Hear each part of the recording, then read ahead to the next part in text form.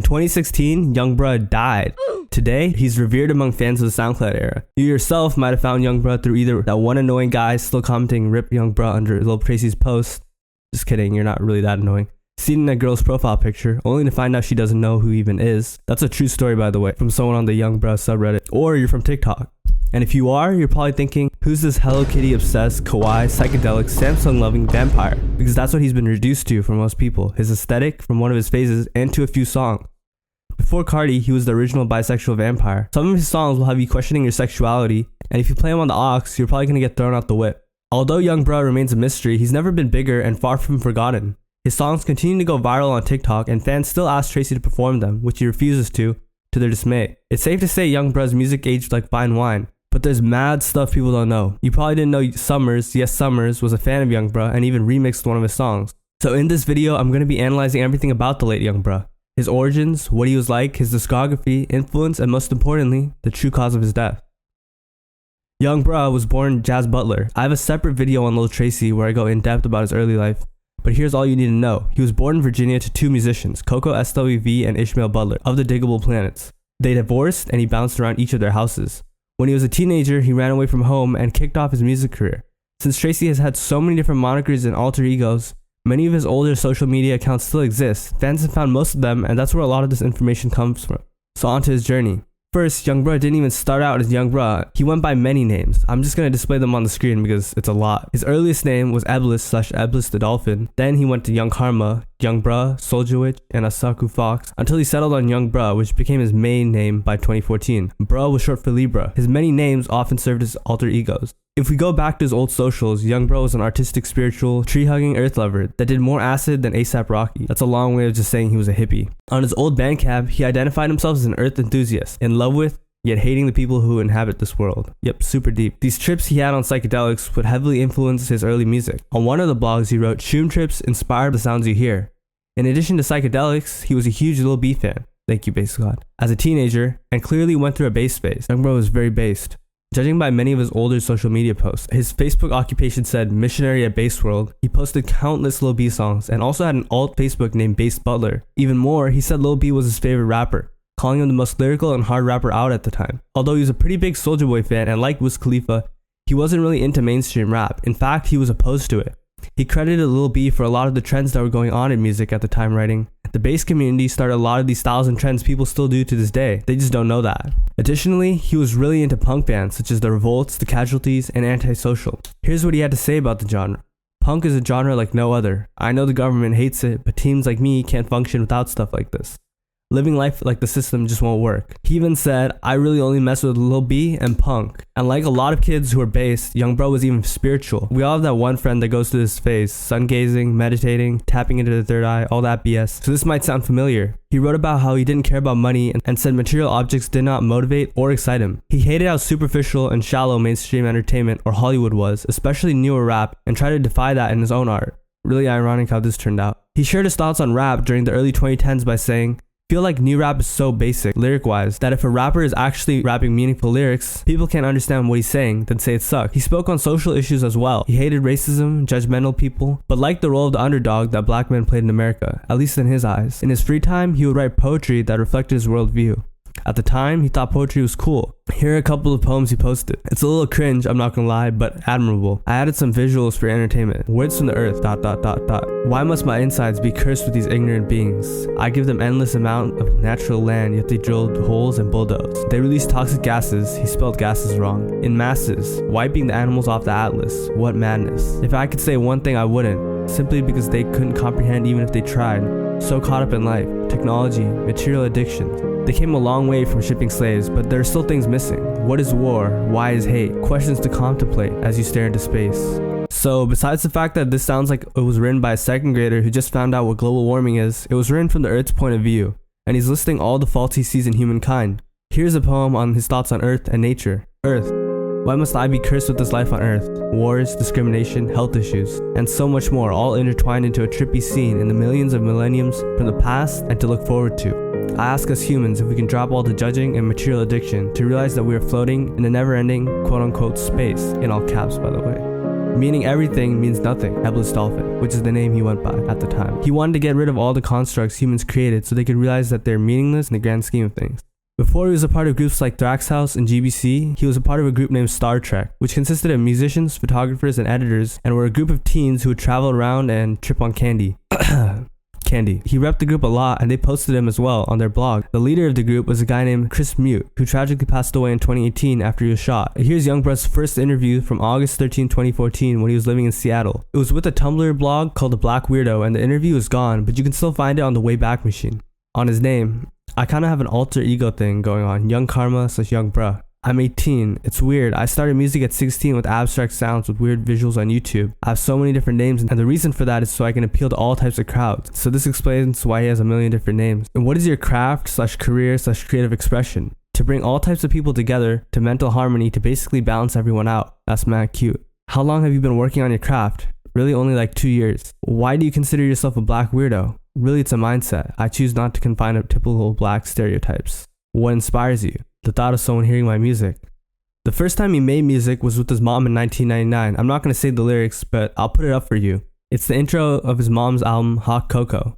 14 years later, and he dropped his first tape, Cascadia Vibes, on October 1st, 2013. It's wiped from the internet, and all we have is Tracy's description of it in the original YouTube video, which wrote, Cascadia Vibes, really bad, a mixture of beats and instrumentals and songs formed together, really bad quality lyrics. The rest is cut off. His next tape, Information, dropped a month later, is also lost, and we don't know anything else about it. The first accessible tape is Indigo Soul. The song Yoji Mononoke samples Princess Mononoke and anime, something Tracy did a lot. The second verse includes questionable lyrics, but most of the songs are about his life getting high. You can tell he had only recently started getting into candy because he voiced that he didn't mess with Coca-Cola or grape juice. This is covered in the remainder of the songs as well. The tape was uploaded to YouTube and deleted. His next tape was his Depression mixtape. This was a turning point for Tracy because it was the last song uploaded to his YouTube channel, Jazz Butler. And the first song he uploaded to his SoundCloud account he still uses today. Sad Misfit, the first track off the tape, focuses on drugs, depression, and his dream. He describes his hallucinations of him dying and talking to the devil. It's about his life, where he essentially is a depressed outcast in society. Damn, he's just like me. Alright, Asaku's Forest was a tape uploaded to his YouTube channel, Asaku Karma, which still exists today without the videos. I'll get to who Asaku was later. Body Transformation is about him in the woods, where he spent a lot of time when he was younger.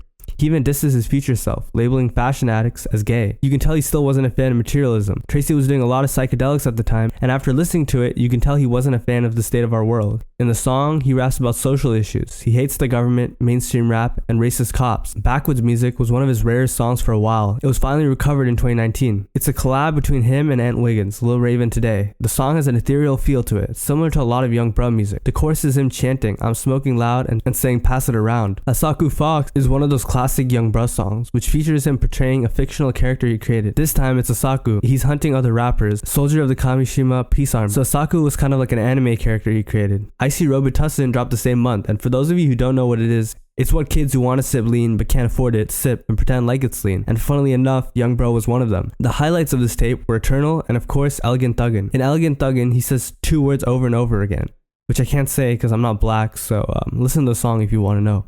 Eternal is one of the biggest Young Bruh songs, especially out of his older music. Other than the typical drug lyrics about LSD and smoking, he's rapping about being an eternal being. He'll live through his fans and your girl, who he says he's got on his couch and on the sink. This wasn't just one of Young Bruh's most popular songs because of the actual song though. The music video was actually recovered, unlike many of the other music videos he had, which makes me wonder whether other songs of his would be bigger today if the videos had still existed, like Backwoods Music. The song was also inspired by the short time he spent with a group called the Forever Boys. In 2002 Goth Chick, Young Bruh wants a pop punk girl, the only girls he doesn't find boring. My favorite line is when he says her dad's a racist. Emotion, spelled emotion. See what he did there? He was probably doing shrooms or something. I was like, damn. I don't know. This is when he first joined Thrax House. Nedar was producing for him, and he had features from people like Black Cray, someone he really looked up to. The production is very spacious. In Demon Kill, thoughts are always on him. Yet he's alone, a vampire, and his only friend is his computer. I feel like a lot of people can relate to the last part. In I'm Coming, he raps about his nomad lifestyle. He lives coast to coast. He just moved from Virginia back to Seattle for some context. He's coming for someone in particular though, your girl. And if you want to know what he plans to do with her, listen to the song. A music video exists for this, but it was lost. All we have left is a snippet with a bass kitten all over the TV. Goth Ritual is his first collab with Black Cray, and I'm not gonna lie, he gets washed by Cray. Totally understandable though. Cray was in his prime, while Young Bro was just getting started. Young Bro is capable of all emotions. He raps, "We really positive, get a hug if you want to," but he'll turn you into pizza if you try to beef with him. Vampire Love is about one of his sexual relationships, how vampires get down. Emotion, the song itself, is one of Young Bro's most well-known songs. It samples Stay Home by American Football, and on it, he essentially sings about how he's over his ex. He no longer feels sadness over her because he doesn't care, except he's lying and it's painfully obvious by design. It begins with him reassuring himself, almost like he's giving himself a pep talk, but it's comprised of two voices, like an angel and demon on your shoulder. "Goddamn man, I don't even know what to do. I really miss her. Young Bro, you don't need anybody, bro. Real talk, I don't know, I just..." Young Bro. Something about her, man. Something about her soul. Young Bro, listen. Something that attracts me. Forever boy, you don't need anybody. You got yourself. I see her and Young Bro, I just really want to hold her. I really want to, Young Bro, just listen. Nah, you're a king. Young Bro, you're a king. You don't need nobody. Say you know, but you don't. You got yourself, Young Bro. You're eternal. These mortals, they don't know, bro. Just screw it. He's in denial for the feelings he has over his ex. He never lies awake, wondering who's to blame. Never feels a type of way when someone says her name. Never thinks of calling her. He's feeling great, actually. Of course, these are all lies he's telling. Kind of like putting a fake smile on your face. He goes on to explain that even though he acts like everything's fine, he has a broken soul. This whole song reminds me of a high school relationship where people think the world is falling apart when they break up. Nevertheless, it's a classic and sums up the feelings you get after a breakup in a really dramatic way. Love and drugs. He's doing a lot of drugs. Coca-Cola, Tic Tacs, the kind that make you sleepy, grape juice, and he's off all of it when he's with the girl he's singing about. Neurotic. This song happened on accident. Fishnock made piano loops for a techno song he wanted to make. Tracy found them and made a song. When he played Fish the song, he was shocked to hear how experimental it was because he had previously assumed rap was limited to trap beats. It was the first song he had ever produced and inspired him to contribute to the scene. Gucci Chastity Belt. A chastity belt is, the actual single never came out, but it doesn't matter because it contains one of the hardest Young Bro songs, Lil Tupor. This entire tape marked a swift change in production for Young Bro as well. He wasn't really rapping on those ethereal spacey beats like he was before. It was more anthemic speaker knockers, glow, and just more melodic beats overall. In it, he describes the style of Young Bro, kawaii and goth. When he dies, bury him in a Hello Kitty coffin. He's abstaining and getting money, which he explains by saying he has a Gucci chastity belt. And when he gets out of his whip, he looks like a princess. What's interesting is this kawaii Hello Kitty aesthetic is what's normally associated with Young Bro, even though it was just one of his many phases. Elegant Angel. This next tape has two versions. In Dark Light, he freestyled. He cast a spell on his witchcraft shawty and she chose up. W Riz. He's even repping Goth Boy Click now. He started to rap about designer at this point. Fendi, Gucci, Louis, Prada, he wants it all. You'll start to slowly see how LA corrupted his morals, or maybe he just grew up. It doesn't really matter, to be honest, and it's probably the latter. In Witchcraft Shawty, he's an angel casting spells on girls in the club, and he's starting to drink Diet Coke, which you can see helped him gain a couple of extra pounds from all the calories in Coca-Cola. Samsung Love features his classic Samsung and goth aesthetic. This song actually started beef between him and Lil Yachty a year later too. Yachty was a big fan and asked Tracy to put the song back when he deleted it. Tracy took it in a weird way and dropped a diss track. When Angels Cry. In Princess, Young Bro is expressing his feminine side. He's a princess, bro. Indulging in Princess Broccoli too, by the way. This is also when he started mentioning that he had a Samsung, a key part of his persona. In Aesthetic Trap, he's starting to say Lil Tracy, but it was still his nickname. He's back to describing his dreams. In this particular dream, he was with a witch in an Escalade. She had diamonds in her face and angel wings.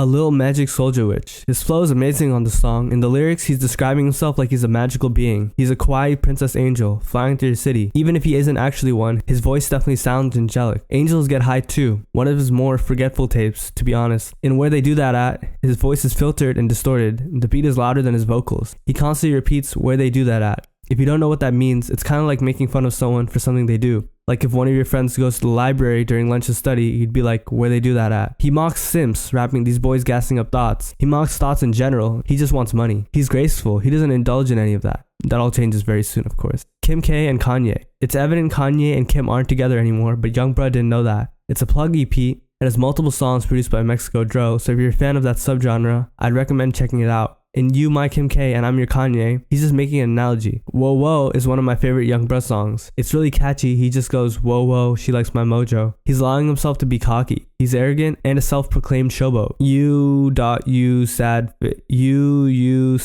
face. I don't even know how to pronounce it. I mean you, _ you, however you want to say it. Has a bit of everything. His ethereal and sad music as Eblis the Persian Dolphin, and his newer style. In Soul Cry, he's depressed. He's on his Samsung without speaking to anybody. He feels like that those that believe in him are liars. He's having self-esteem issues. He's broke, but still glistening. He's in a state of apathy. He doesn't want to die or live. And like me, girls like him because they've never seen anyone like him. He's mad different. different. He's a kawaii princess that can cast a spell over anyone. Damn is a collab with his close friend Duboy from Virginia. He just says damn over and over again on a hard beat. They actually performed the song in an XXXTentacion and Ski Mask show. Hello Kitty is one of those songs that makes Young Bruh so special. It's something only he could pull off because it was genuinely him. He uses Hello Kitty as wordplay to describe,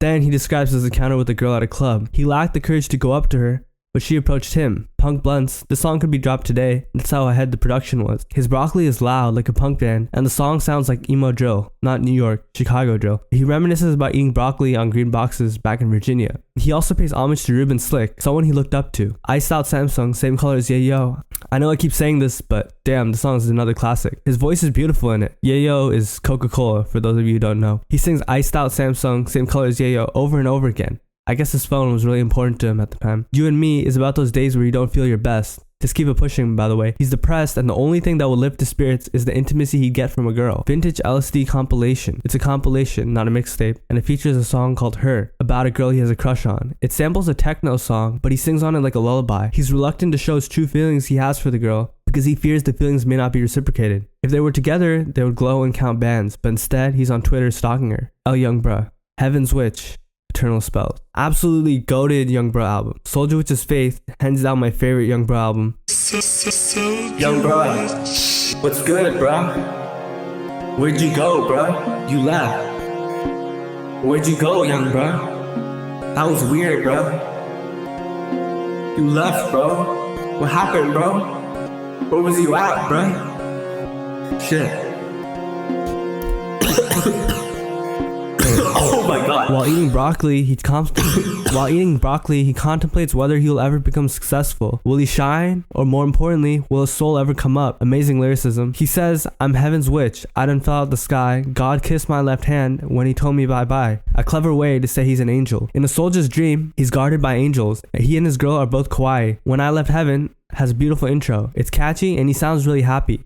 He's an angel that was sent from heaven and therefore can't die. He says, girl, you're looking like you're hellbound. Take my hand and we'll fly away from hell now. Possibly hinting he saved a hoe. I don't know why I said that in such like a serious, formal way, but he's promoting a positive message as well. He wants everyone to put their guns down, and he says, witchcraft spells booming off the Samsung. Young Bruh definitely had W Riz. All I Want to Know. It's produced by Filthy, so the production was really dark and atmospheric. The lyrics contain Tracy flexing and asking why people will hate on him behind his back, but smile on his face. In other words, act fake. Bay Boy. The songs on this tape all had a simple message, but they went hard. I'm Gucci, the same beat as Playboy Cardi's Broke Boy. It was actually released 2 years prior to Cardi's version. Kind of interesting how Cardi and Young Bruh both chose to repeat the same phrase. Maybe it wasn't a coincidence? Nah, that's a reach. The song is just Young Bruh's way of saying, I'm good. And I'm zooted, you're not as high as him. Not eating the same broccoli. All I want is bands. Young Bruh's being materialistic. He wants money, not love. He wants brands like Prada and Gucci. Typing on a pink MacBook. Describing his kawaii aesthetic once more, Young Bruh is typing on a pink MacBook, and your girl is sending him messages. When he said Lil Tracy, the #1 pop star on the internet, he was simply letting the listeners know the obvious, that his immortal status has created him a following on the information superhighway, so large that he's now being credited as the #1 pop star on the internet. Tracy World EP, Under the Moon, is a romantic song about Young Bruh and a girl he was with together. They shine and she makes him feel special. This is one of those songs that sounds like he recorded it on a $5 microphone and he mixed it on Audacity, but the motion is still enough to make you cry. Vampire Spending Money, a collab tape with 90s Bambino, someone he fell out with later, and who would sue him for the rights of the songs. Weird because they're all samples, so I don't even think he really owns them. Vampire Counting Money Up is arguably the most famous Young Bruh song. He still plays it at shows to this day. He's in the moonlight, counting up money. He says, Shawty, I'ma bite your neck, known as a vampire's kiss, which means, okay, never mind. Then continues to say, now you're one of us. Tonight, I actually like the song better than Vampire in the Moonlight. It's another love song and he's singing to a girl. His relationship is kind of rocky. He wonders if she thinks of him and apologizes for making her cry. Everything will be okay while she's with him for the night though. Free Tracy. Campaign. This was released by his girlfriend when he was locked up. Some songs like Under the Moon were on here. He was locked up for vandalism, if I recall correctly. And it's also when Lil Peep gave him a shout out saying free him. In Tracy ! He's trying to convince the girl that they need each other, describing a form of toxic codependency. He wants them to die together. Jennifer on the Dance Floor Tonight. It's an electronic dance song and it's one of his best. Young Bruh is trying to overdose on love. Oxytocin, I'm presuming. The mood is just right. A 17-year-old Summer has actually remixed the song on a song called Fat Cake. And to put it nicely, It's not great, but it's still summer, so I recommend you check it out. Desire is a pop-punk album fully produced by Horsehead, featuring guitar-focused instrumentals and dark lyrics about American politics and Satanism. It's some of Youngbro's most meaningful work, and ironically, a punk album. In the intro, Moral Chaos, he denounces the establishment, the government, and the police. Sicko Youth is a song Eblis would have been proud to have seen him make. He's outlining all the issues with modern life. He tells everyone to go outside and stay off their phones. When you're dead, your looks and social media won't even matter. The world is hopeless, and the only thing that helps him feel okay is this girl, who he indulges in drugs and alcohol with, to help relieve his apathy. Stupid Politics is about the dysfunctional state America is in. He hates the police, Donald Trump, and just politics in general. It's too much for him to think, and he would rather black out and do broccoli to forget about his life. 757 Virginia Hood Nightmares, The Unknown Story. It's a really long tape with some of his older songs. I Had To is my favorite off of it. It's a plug song where he explains that everything he did, his face tat, the woman he's dated, he had to do. Not to get money, but to be himself. You either get it or you don't. Moonstones was his next project.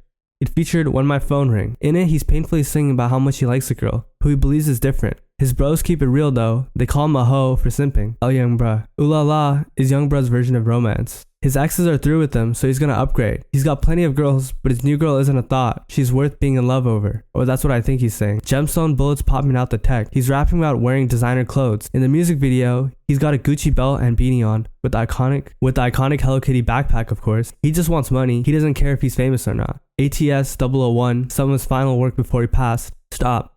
He's sick of clones stealing his swag. They're walking and talking like him. He doesn't want to see it. Uh-oh is one of Young Bruh's songs that will later blow up on TikTok. He ends each line with uh-oh, like it's an accident. Your girl's looking at him, whoops. He took your girl, whoops. He's about to get rich, oh well. So this all brings us to today, where the recent wave in hyperpop and vampire references gaining popularity has made the music Young Bruh made more relevant than ever. Young Bruh was part of the early SoundCloud generation that couldn't be put in a box and broke every norm that was associated with being a rapper, a threat to the status quo. Like Young Lean and the Sad Boys, he wasn't afraid to express his emotions, express himself through fashion, and like Young Thug, he would be called gay. In short, he didn't care, and through his creativity, he made some of the most unique music of that era. He expressed both his sorrows, his drug abuse, heartbreak, lack of money, and just overall pain to the joys in his life, his relationships, peaking on drugs, and partying. As if that wasn't enough, he didn't just rap about girls and his emotions. Young Bruh spoke about his bleak worldview, politics, his stance on technology, and even gun violence. He's a classic example of the famous saying, you either die a hero or live long enough to see yourself the villain. Young Bruh achieved both. He died, and Tracy became the person his younger self swore not to be. It's clear people love Tracy, and artists evolve.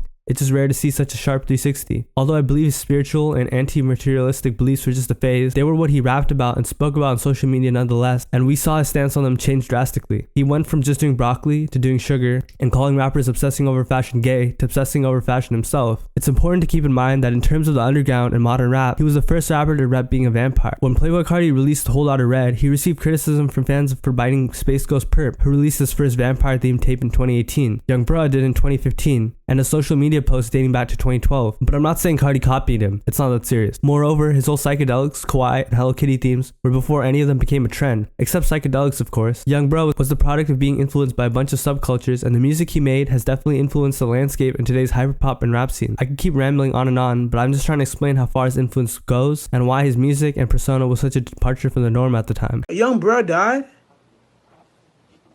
Young Bruh died?